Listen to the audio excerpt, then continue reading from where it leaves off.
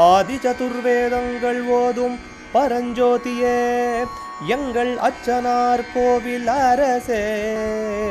நம்புவோர்க்கு உபகாரி என்பதில் இவரன்றியில் நாட்டில் ஓர் தெய்வம் யார்கான்.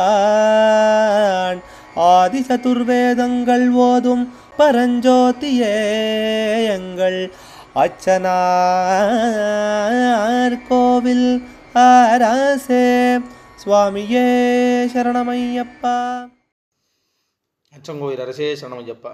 பகவானுடைய 204வது திருநாமா திருப்பெயர் வர்ச்சஸ்வினே நமஹா, ஒளியுடையவனுக்கு நமஸ்காரம். இதை பற்றி நிறைய நாமாக்கள் முன்பின்னெல்லாம் வந்திருக்கு. ஆனால் வர்ச்சஸ் அப்படின்னு சொல்லி சொன்னால் தேஜஸ்ன்னு ஒன்று உண்டு, வர்ச்சஸ்ன்னு ஒன்று உண்டு. இதெல்லாம் தபசுனாலையும் ஜபங்களினாலையும் தெய்வானுகிரகத்துடைய லட்சணங்களாகவும் காலத்துக்கு வரக்கூடியது. அழகு அப்படி இல்லை. அழகையும் தாண்டி ஒரு நமஸ்கரிக்கத்தக்கதான ஒரு விஷயமும் மனசாந்தியும் நிம்மதியும் ஒரு உருவத்தில் ஏற்படணும், ஒருத்தர்கிட்ட ஏற்படணும்னு சொல்லி சொன்னால் அதற்கு இந்த தேஜஸ், வர்ச்சஸ், ஓஜஸ் இதெல்லாம் சொல்லப்பட்டதாக இருக்குது. வேத மந்திரங்களும் இதை பற்றினா ரொம்ப விசேஷமாக வர்ணிக்கிறது. பகவானோ எல்லா விதமான தேஜஸுக்கும் தேஜஸாகவும் நிதியாக இருக்கிறதுனால வர்ச்சஸ்வி, ஒளியுடையனாக இருந்து எல்லோருக்கும் ஒளி கொடுப்பவராகவும் இருக்கார். அந்த தப மந்திர ஆத்ம சக்தியை கொடுக்கக்கூடியவராக இருக்கார் அப்படின்னு இருக்குது. இதற்கு ஒரு பிரத்யக்ஷ உதாரணம் சொல்லணும் அனுபவபூர்வமாக அப்படின்னு கேட்டாக்கா எல்லாருமே கவனிச்சிருக்கலாம்.